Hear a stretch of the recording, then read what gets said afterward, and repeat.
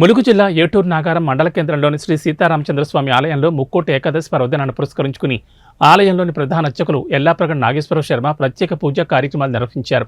ఉత్తర ద్వార దర్శనం కార్యక్రమాన్ని చేపట్టి భక్తులు ఉత్తర ద్వారం ద్వారా దర్శించుకునే విధంగా ప్రత్యేక ఏర్పాట్లను చేశారు.